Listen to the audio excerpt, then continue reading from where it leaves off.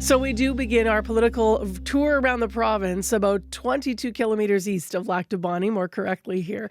That is where Stephan Bouderlique lives. He's a 66-year-old safety educator and avid hunter, and he's also the events education coordinator for the Lac du Bonnet Wildlife Association. Now, he lives in the far eastern edge of the massive riding of Selkirk-Interlake-Eastman. The incumbent is Conservative MP James Bezan. He's been in for many years. He's represented the riding, in fact, since 2004. There are 5 other candidates from all the major parties all running in this riding. And I'm grateful Stephan's up early because I understand you're training for a triathlon.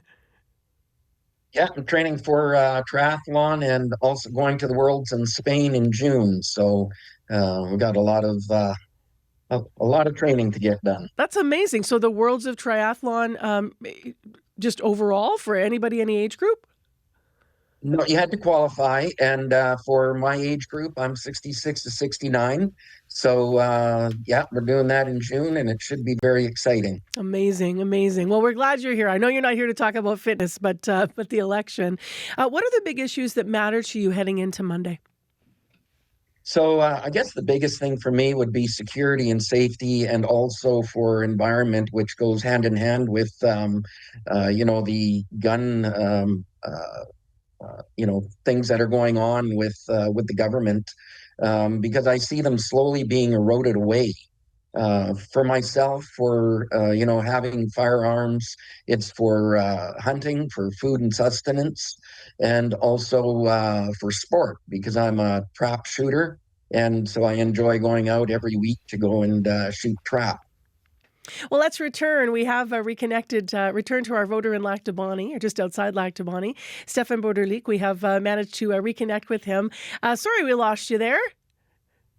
Oh, that's okay. That's technology for us, I guess. You know what? That's the way it goes. That's come up in every rural area when we were trying to connect to people and make plans yesterday. So that's one of the things that us, we in the city here probably take for granted, is that connectivity. We left off, you were talking about your concern around safety, and also I think you mentioned you're a hunter and you do skeet shooting as well, and also just have safety concerns around. So when you're thinking about the election issues, gun rights is a big one for you. Where have the Liberals let that down for you? I think they're going too far in, restricting everybody in, accessing firearms for, hunting and for sports. And it's just gone too far. And I mean, we can also extend that to the point of even hunting rights and angling rights.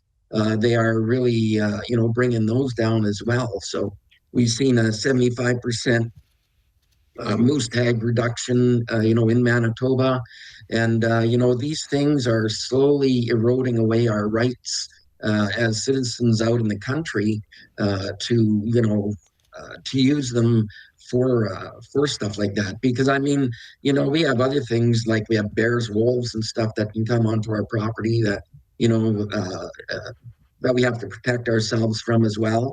Although, we don't want to always put them down. But the thing is, when it comes to that, if I call, the authorities to come and give me some help, it's going to take a while before they get here.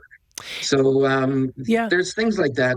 And having said that, we still need education in the fact of using firearms, and also the rules and regulations to obtain them as well.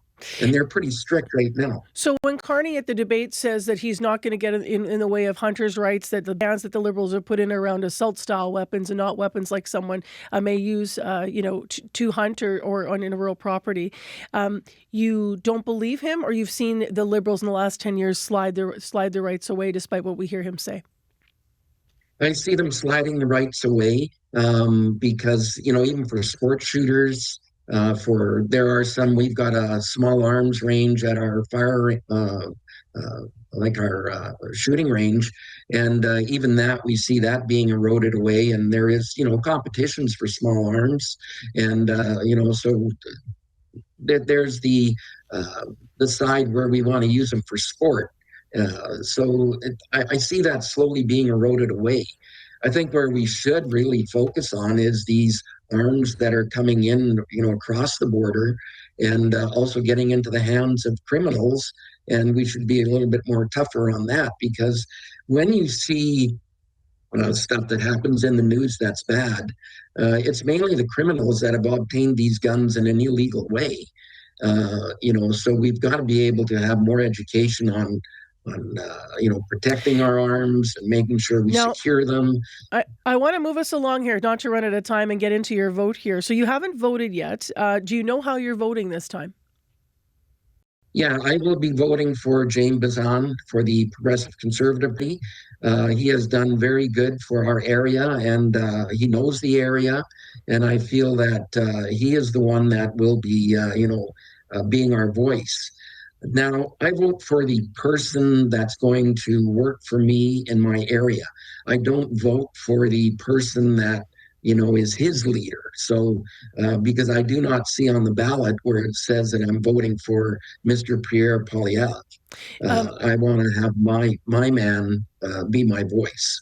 Why make that distinction? Like, do you like Pierre Poilievre as a leader and to be the next Prime Minister of Canada, or have you always, does it have nothing to do with him this time around? You've always looked at your candidate? Well, I always looked at my candidate. When I used to live in Winnipeg, I voted for Bill Blakey when I lived in Transcona, and he did a very good job, and that's NDP. And for me, I've never been that far left. But the thing is that, I'm out in the country where I need a little bit more voice on what I'm doing, and I don't think that the other candidates are going to be a voice for me. So I go for the person like of the area here. Our relationship with the United States has been one of the election issues. There are many, but it has, a lot of people are saying it's been a ballot box issue for them. I understand for you, not so much. Is that right? No, not so much, because it's pretty hard to negotiate with a person that is not thinking straight, or even I guess I'm trying to use this a little bit more diplomacy here when I'm talking about their government. But I do not believe that we can negotiate with them. I think that we've got to be put on the level of offense. In other words, this is what we've got to do. We've been too lazy in the past and not going to other places to sell our goods. Yes, the states are easy and they're a big market, but there's a big world out there that we can actually send our goods to, albeit it might cost a little bit more money. Thank you so much, Stephan, for being up early with us and telling us about what you're thinking heading into casting your ballot on Monday for, as you said, your local candidate up there for the Conservatives. Appreciate having you on CBC. Thank you very much, Marcy. You have a good day. Yeah, you too. Good luck at the triathlon.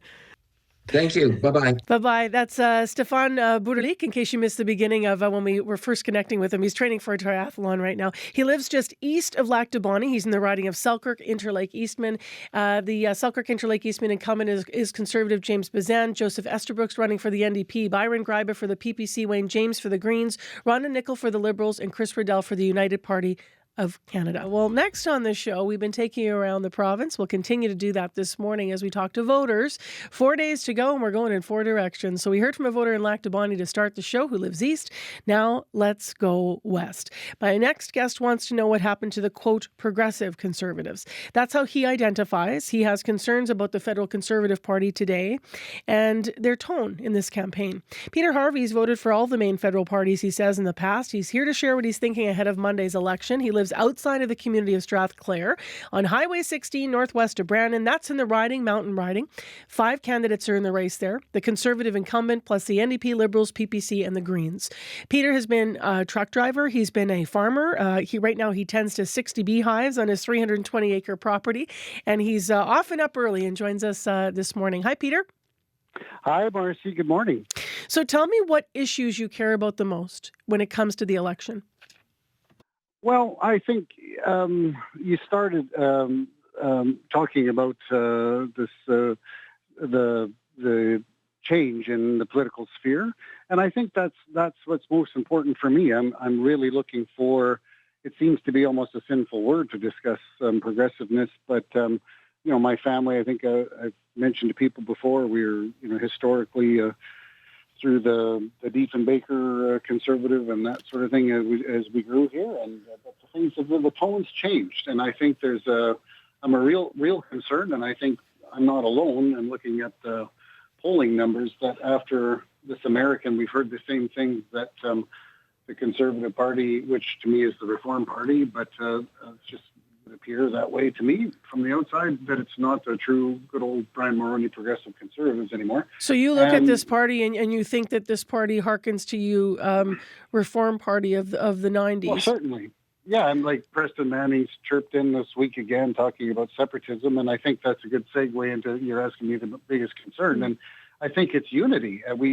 All this divisive language, and we've watched it south of the border for I don't know how many years, and now we see that it's sort of like this whole talk of freedom of speech and freedoms and all these things, and then when it comes down to it, it seems to me there's one sort of a freedom agenda, and then nothing else sort of matters. That's what seems to be happening in the States. And I think what's the buzz up in the coffee shops out your way? I mentioned you have had a Conservative incumbent for some time, but I'm just curious. I'm just curious what you're hearing around you.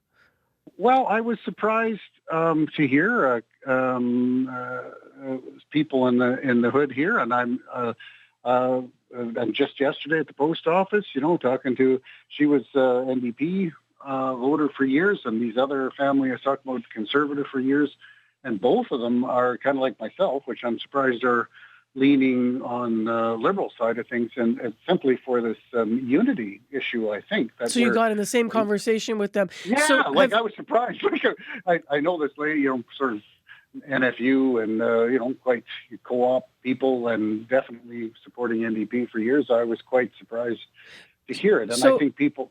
Sorry. No, I just want to lean back into your vote because I haven't... You just said something there I don't want to get missed here. So you've decided you're going to be voting Liberal. Yes, and it's twofold. Of course, the leadership is important, but local candidate, Terry seems to be very much on board with agriculture, and is a graduate from University Ag and has worked in the ag industry here too. So, kind of excited about all this stuff, right? So let me lean into that for a minute, and then let's take people to your land out there. Sure. Because you have a 320-acre property. I mentioned you 10 bees, but one of the interesting things that you were sharing with me off air that you care about is stewardship of the land, and you feel that no party actually is talking about it. What have you done to bring your land back to sort of natural marsh habitat and such? Because this is a passion for you. Yeah, for sure. And there was a grant that was going to come through and it got really rejected in the hood here, but it was coming down through the federal government on a animal corridor. But yeah, I've for years my dad planted trees with PFRA, which again the Conservatives under Harper shut that down. So giving farmers and anyone who actually wanted them, towns, communities, free trees, and so this farm has a legacy back to 65 for conservation, and then my parents and myself in the 90s, they're both passed away sadly, but we both had a different quarter section. Now they're together, but we put land through Ducks Unlimited into a conservation. So almost half of the farm, it's not in a conservation agreement, but almost half of it's left to natural habitat, and it's hugely important. The United Nations is talking about it, so again, I think no party specifically talking about it, but I think the Liberals are probably the most in tune with United Nations and those type of policies. So I'm hopeful that there'll be some more stewardship projects and programs coming down. But it's a bit lonely, I think, doing it. There's a lot of bulldozing and draining, which I very much respect farmers doing their thing. It's it's a lot of money involved in big acres and that sort of thing. But for us, we're very much, I'm kind of, I'm already thinking legacy at this point in my life. Right? Got it. You mentioned your family, you have roots that would have supported the NDP. How do you think that they're doing in this election? Like in your view? I just don't feel that I've connected with the leader, and that's maybe sad on my part. Everyone seems to be saying all these things. Personally, I don't feel the Jack Layton, Tommy Douglas, even Paul Mulcair, and those type of people. Even here, I very much connect with our premier, the NDP spectrum. But federally, I just feel very I don't know. I don't feel that there's these huge causes and this excitement. And I mean, I'm very thankful for the dental care and the daycare programs, but I think the Liberals will continue to support that type of program, social programs, because we're let's face it, we're going to be in really, really, really tough, uncertain economic times, coming at, well, it's here and it's going to get worse. Peter, thank you so much for telling us all about how you came to your decision, and you are decided for how you're going to vote on Monday. Okay. And we'll talk again. Appreciate it. Yeah, thank you. Thank you so much. Have a great day. Enjoy the sunshine. Will do. That's Peter Harvey. He's a voter in Western Manitoba, lives just outside Strathclair, Manitoba. The candidates in the Mountain riding are Conservative incumbent Dan Masier, Liz Clayton, for the Greens, Terry Hayward for the Liberals, Andrew Douglas Maxwell for the NDP, and Jim Oliver for the People's Party of Canada. Well, let's take you to Morden now. That is where Mariam Tikankova works as an executive director of Many Hands, a weekly food bank in Morden, among other programs. This is her first time voting in a federal election. She moved to Canada from Kazakhstan 7 years ago. She's a Canadian citizen, and as of yesterday, she was undecided. Last night, she went to a candidates forum in Morden. She hoped it would help her maybe narrow down who she could vote for come Monday. Her riding is Portage-Lisgar, which has been a Conservative stronghold since 2003. The current incumbent is Conservative MP Brandon Leslie. The Liberals, NDP, Greens, and People's Party also have candidates in the riding. And Mariam joins us via Zoom. Good morning. Good morning. So what did you hear last night in terms of issues and conversation that helped you narrow down your vote? What were you listening for? Well, yeah, the forum went very well, I think. It was a great opportunity to hear directly from the candidates, and I was really glad I could be there to speak up for the people who use the food bank. The food bank usage is just incredibly high in our little city of population 9,000. We have about 1,000 people registered, and that's about 10% of Morden's population.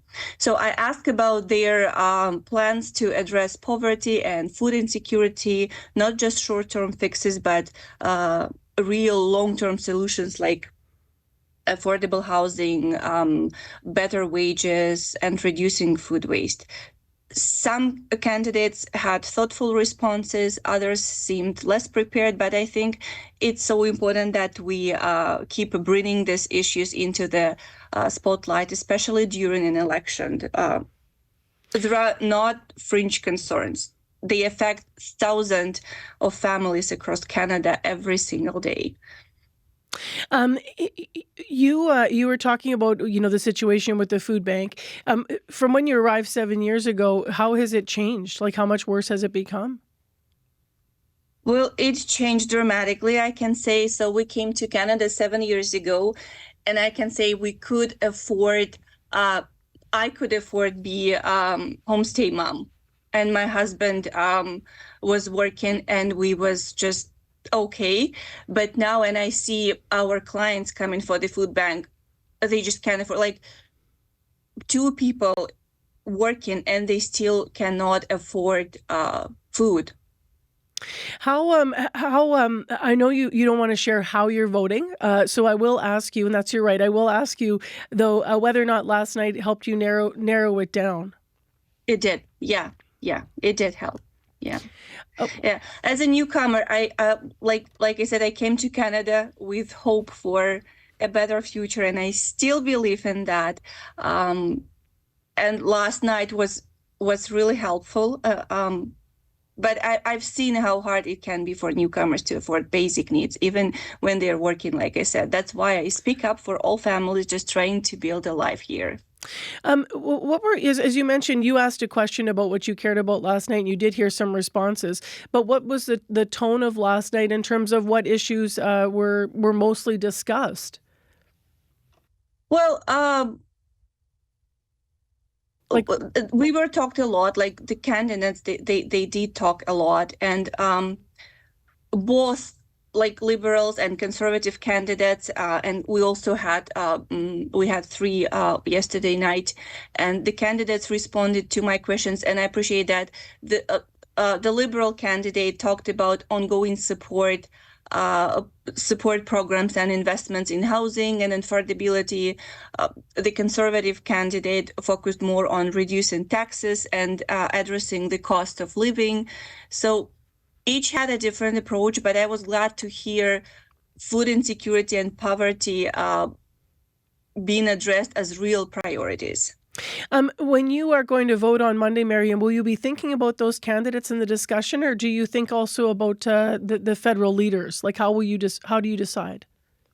It's a tough question. First of all, it's a first federal election for me and my family. So I'm still learning how everything works in Canada. I'm still Googling and reading a lot about the system, about everything. So of course I will have everything in mind. Anything you want to add as you were preparing to speak with us this morning about your thinking about your vote?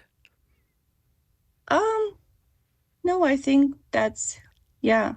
As we head into this election, I think it's really important to remember that food insecurity is a political issue. So the choices the leaders make on housing, wages, social support directly affect whether families have enough to eat, right? So, and as I said, at our food bank in Morden, we see this every day. Families with young kids, seniors, and newcomers, people on fixed incomes, many of them are doing everything right, working hard, and still not able to make ends meet. So, yeah. Well said. My next guest actually comes from a completely different part of Manitoba. We're going south to north, in fact. But I know that one of his sentiments is also just don't forget the people. And we're going to hear from him in a moment. Miriam, thank you so much for being with us today. Thank you for having me.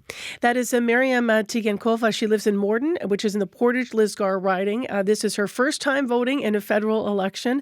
The candidates in that riding: Janine Gibson for the Greens, Robert Crease for the Liberals, Kevin Larson for the PPC, Brendan Leslie is the Conservative incumbent, and Lisa Tessier for the New Democratic Party.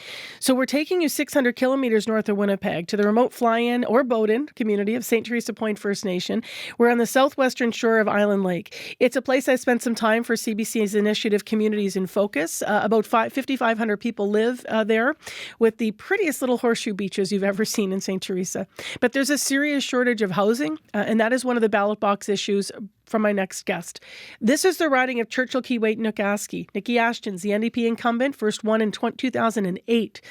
Liberal Rebecca Chartrand is running, Conservative Lachlan Dunarty, and Dylan Young for the PPC. Lyle Wood is my next guest. He's the principal of St. Theresa Point First Nation Elementary, Middle, and High School. Hello there, Lyle. Hello, good morning. So I know that you did say to me, when we were asking you if you'd come on the air with us this morning, that for you actually ran into a candidate in the remote airport up your way, and you told them, like, don't forget the people, or something to that effect, right? Something to that effect. We're just she wasn't necessarily talking about her platform, but she was listening to us, like what our concerns were. Mm-hmm. So that was a good encounter, I guess. And that was the Liberal candidate that you happened to run into there. That was the Liberal candidate, Rebecca Chartrand, yes. Yeah. I understand that you are undecided. Which way are you leaning and why? Either Liberal or NDP.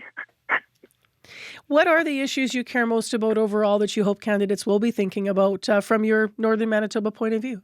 Well, there's a lot of stuff that I care about, including housing and addictions that run rampant in our communities, and also sports. We have to participate in sports. We have to raise lots of money. Like, if we have a volleyball team of 10, that's already like 10,000 just to go out, and not including meals or hotels, and that's not sponsored in any like, we have to fundraise lots for that. So, like, if we go to Manitoba zone, high school zones, mm-hmm. when we go to the qualifier for zone, and if we win the zone, we have to come back, and then when we go to the provincial, it's another another 30,000 to raise just for airfares alone. So that's like 100,000 that we have to spend. So to give those in the principal.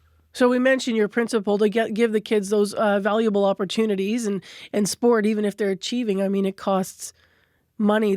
It costs way like out of this earth, out of this world.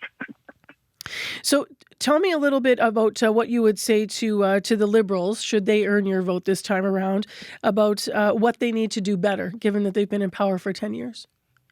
I guess to advocate more, because I think the Liberals haven't been in power in this riding for a while, and the NDP were the ones that have been talking for us.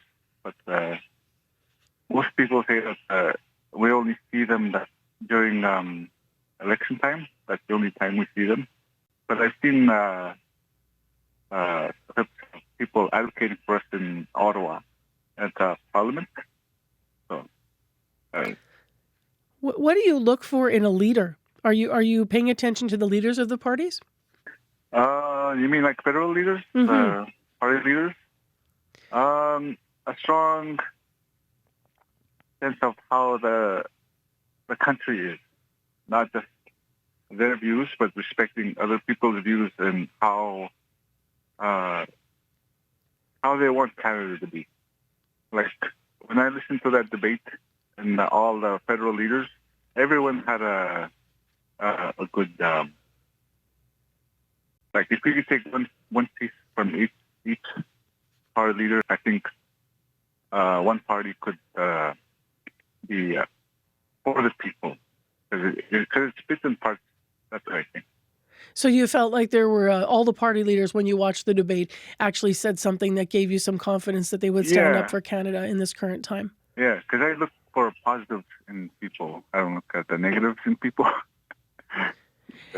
Maybe that's a fault of mine. I don't know. I don't think looking for the positive is ever a fault, Lyle. Let me ask you about why you haven't mentioned the Conservatives, because you said this time you're deciding between the NDP and the Liberals. Why aren't the Conservatives, speaking to you? Yeah, as an educator, I kind of grade people, so I'm grading the parties. I used to live in Winnipeg, and when the election time came around, I think there was a conservative that was living in that house that we were renting before us.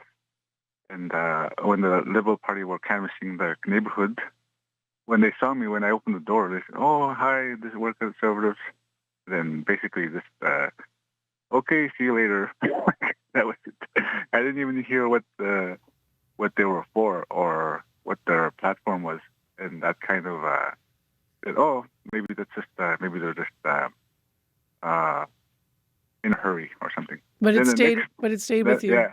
Then the next election came around, and I saw the same people, and they bypassed my house this time. They didn't even bother knocking on my door. Why do you think that is, that they're not engaging with you? I think it was because I was First Nations. That's what I think. And that stayed with you. And that stayed with me. And in my writing, I don't even know who the Conservative person is. All I see are Nikki Ashton and Rebecca Starr trying to get our vote. Like I don't even know the Green Party or the People's Party, and it's just those two.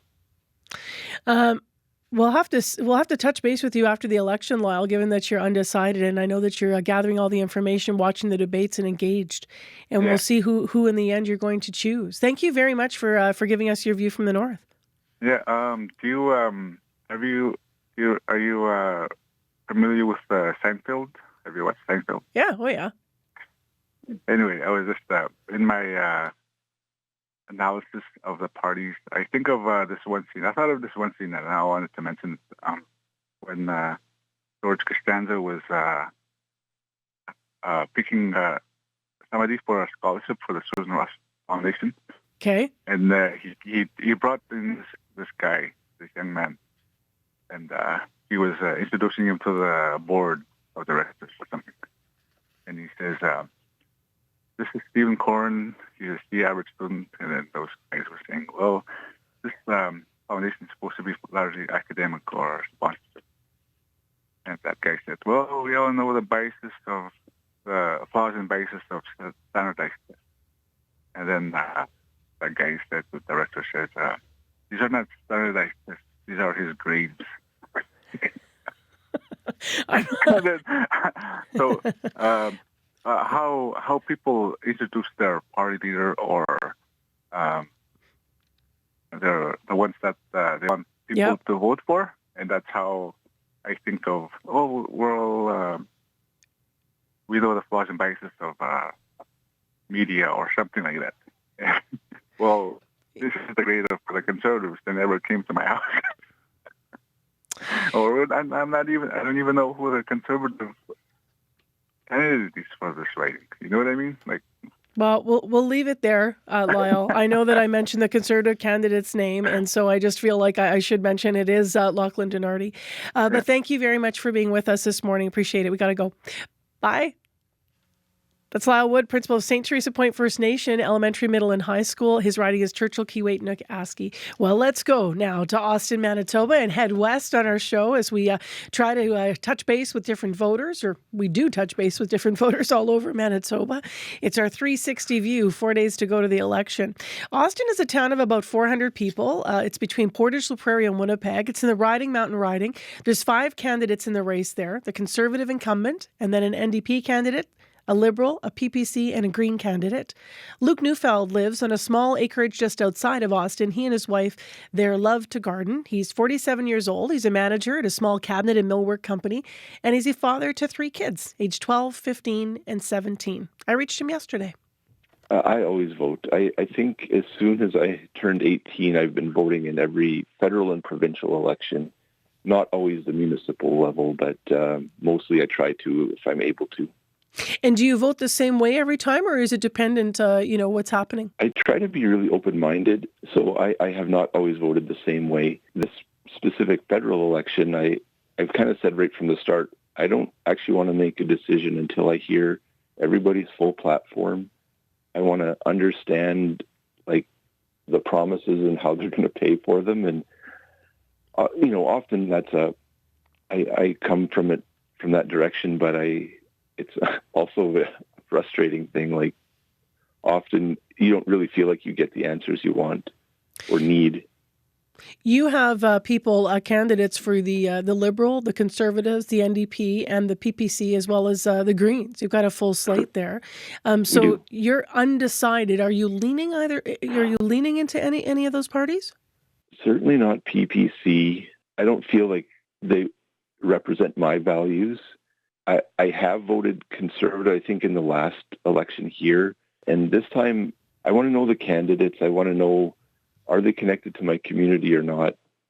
And if they are elected, how would they represent me? So I'm not really looking at Mark Carney or Pierre Poilievre because I don't think they think about Austin or the Riding Mountain zone.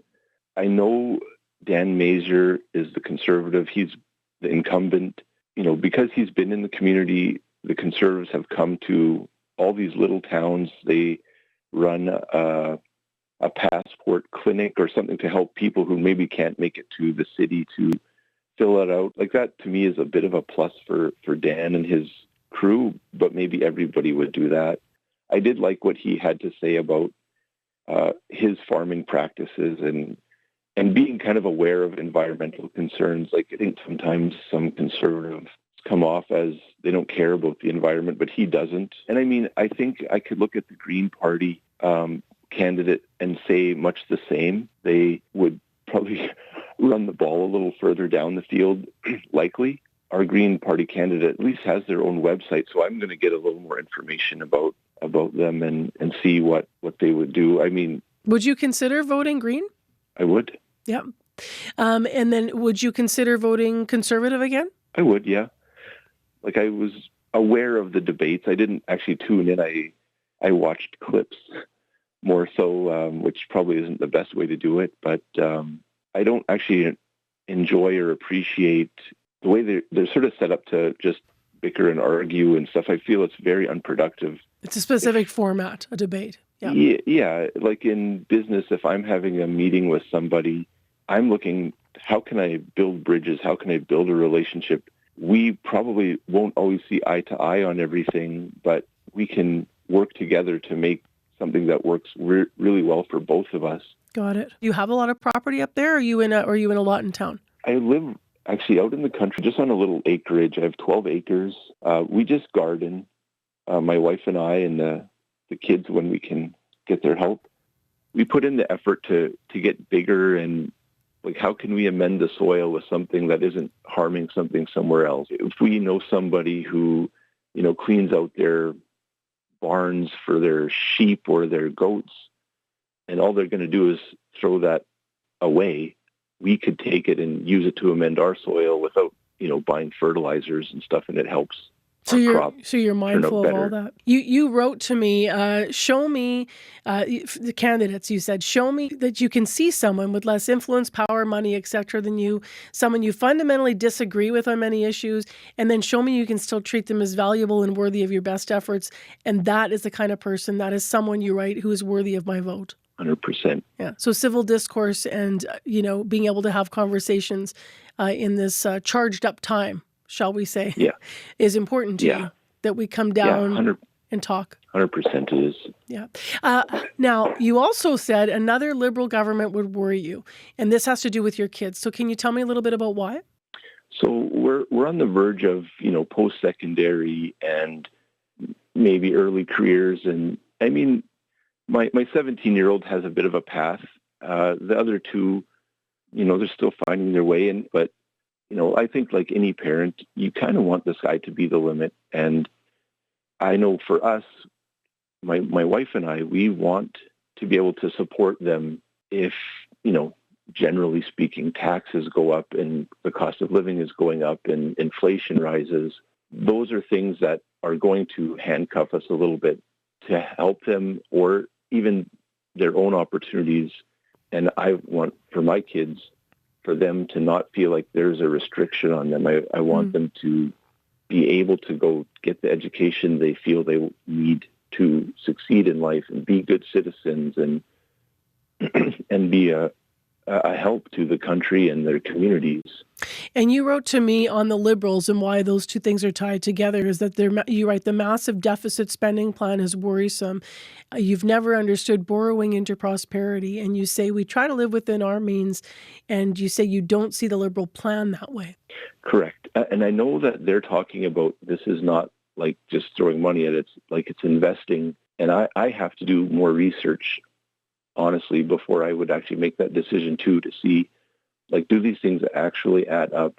If you could say that would create prosperity and show like a really clear path, like that's something I would still entertain as a vote then. But on the face value, it intimidates me. It makes me very nervous and unsure. I looked up the number here. So Mark Harney, the Liberal leader, announcing over the weekend his platform would include $130 billion in new measures over 4 years. But when you combine it with existing spending, it would add $225 billion to the federal debt. Yeah, it makes me nervous. Really, really great to talk to such an informed and still maybe a little undecided voter in Western Manitoba. Anything to add that I haven't asked you about, Luke? Maybe I will say I just love living in a small community. I actually think the world could learn a lot from lots of small community living and just the way we look after each other and stuff. And it doesn't really matter what political stripe people have. We always rally around each other, and it's amazing out here. That's a beautiful sentiment to leave a conversation on. We'll see what happens on Monday. Thank you so much, Luke, for talking to CBC. You're very welcome. Thank you. That's Luke Neufeld. He lives just outside of Austin, Manitoba, to the west. The candidates in Riding Mountain are Conservative incumbent Dan Major, Liz Clayton for the Greens, Terry Hayward for the Liberals, Andrew Douglas Maxwell for the NDP, and Jim Oliver for the People's Party of Canada. Well, as I mentioned, our next voter lives in the heart of hydro country, where massive towers cut lines through boreal forest everywhere. In just 70 kilometers, there are 4 huge dams and 3 converter stations. We are talking about Fox Lake First Nation, 762 kilometers northeast of Winnipeg between Thompson and Churchill on the Hudson Bay Railway line. There are about 1,700 people who are officially Fox Lakers. I met some of them on our CBC Communities in Focus trip, got up that way to visit some of the people. This is the riding of Churchill-Kiiwetinoong-Aski. Nikki Ashton's the NDP incumbent. She first won in 2008. Liberal Rebecca Chartrand is running, Conservative Lachlan Donardi, and Dylan Young for the PPC. Conway Arthurson is a negotiator and advisor to the local band council, but he's also a voter. He's a new grandpa, and he's worried about the future. He joins us via Zoom to talk about what he's thinking about ahead of Election Day. Hi, Conway. Good morning, Marcia. Nice to see you. You too. So tell me a little bit about what you're thinking heading into Monday and what's been concerning you. Well, I've been losing sleep over this election, and that doesn't normally happen to me. The threat of, Trump wanting to annex Canada is something that's taken very seriously up here. And I believe that, voting Liberal, I think, is probably the best thing for us to do at this time with Carney as the leader. I believe he has the experience, education, expertise to deal with Trump in a good way. So, that's one of the decisions of why I'm going to be voting Liberal this time around. And this is a change for you. Why not? You've supported the NDP for most of your life, in fact. Why not the NDP right now?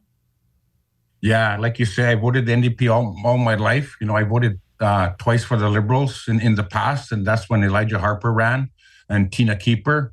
But we need to have we need to be realistic in terms of what's out there and what's real. And my understanding is the NDP may not even have party status this time around, and we need somebody sitting at the table representing us where they make the decisions. And I don't think the NDP is going to be sitting at that table this time around.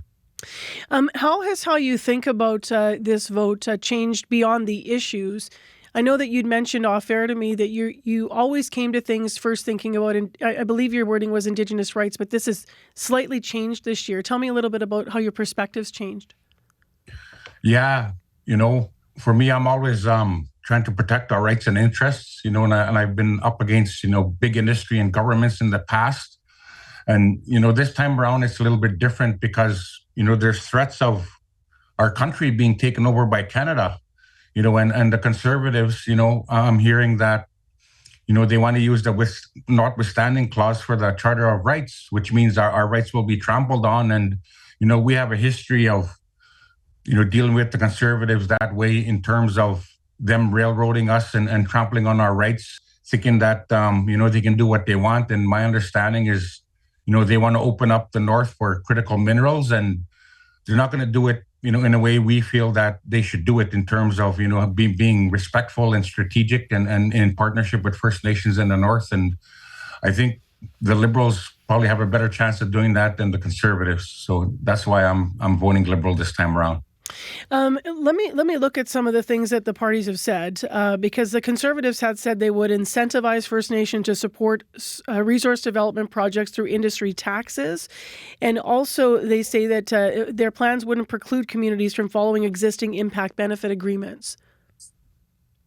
How does that sit with you? Yeah, I've dealt with Conservatives governments in the past, and, their bottom line and our bottom line are always going to clash.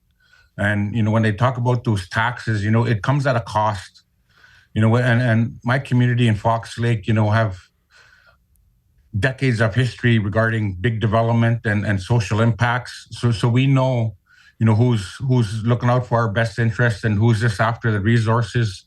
And we understand that, that Conservatives are wanting the resources. And I'm going to suspect that they would trample on our treaty and Indigenous rights to get to those resources, and that's what I'm afraid of.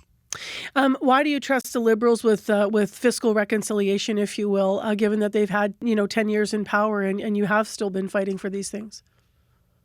Well, being selfish right now in terms of what I'm going to say is, Fox Lake was knocking at government's door to deal with some of the impacts of the past, and we've only been at the table since 2019 with this Liberal government. We made progress.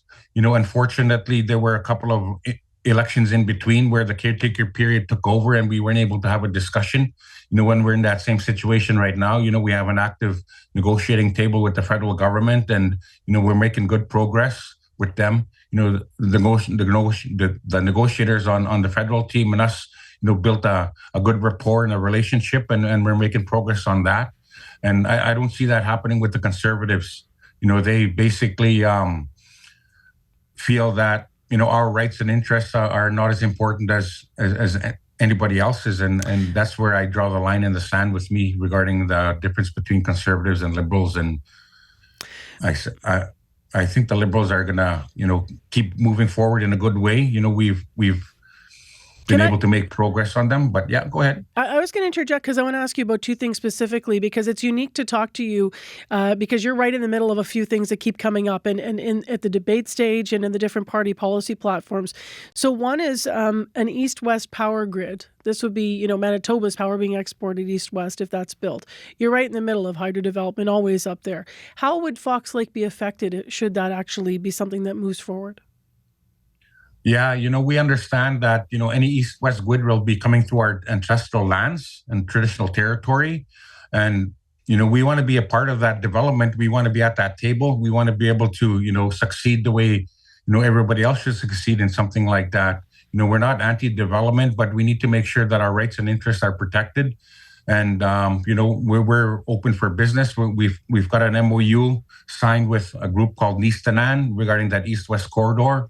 We've also heard about, Churchill and the rail line being enhanced, which is another good thing. Yeah, maybe a second port as well on Hudson Bay, right? Is being floated at least by the Premier, yeah. Yeah, and that one, what I understand, would be privately owned by First Nations and other groups. So, that's the big difference between the Churchill port and the Nistanan port, is that one would probably be supported by government and ours would be supported privately. But again, we've only signed a memorandum of understanding for the feasibility study of that. We never agreed to any kind of development, but, we're looking at, sitting down to see what the options are. On a personal level, before you go, Conway, I mentioned that you're a new grandpa, I think 3 months in, or Papa, I think is what you get called. Is that right? Yes, okay. Papa. You always see people smile when you mention their grandkids. How's that changed what you're thinking about as you vote, your view of the vote? It brought a new perspective to me. I never really thought about, having a young grandchild until recently. And, he needs to have a future that's better than, what I lived and what his mom is going to live. And, that's always been my goal, in life, is, to provide a better life for my daughter and to provide a better life for my grandson. And, having these discussions with the East-West corridor, even the transmission line up to Nunavut is being discussed and it's coming through our territory. Those things are going to, set us up, for a half-decent future for our kids. And, that's always something that, I felt that was very important, is, we always do something for the future and to make sure that, their life is a lot easier than ours is. So that's where my mindset is regarding my grandson. He's got a whole life to live. He's 3 months old, and that, we need to make sure his future and his life, is better than ours. And I can see that happening with, some of these developments coming and the partnerships and businesses that will come as a result of that. And, we should be in a better shape at the end of the day regarding that. Just last, what's your sense of your riding in terms of when you hear the buzz around? Nikki Ashton and the NDP have held that riding for a long time. Is there a lot of activity, a lot of signs up your way, for example, for all the different parties? I never really noticed a lot of signs. It's typical of, the folks putting up NDP signs and some Liberal signs. I don't go around town, seeing who's supporting who. But, this is, from what I understand through Facebook and chatting with other people, it's a very, tense election right now up here. They're neck and neck. It's basically a coin flip right now. We're not too sure, who's going to win.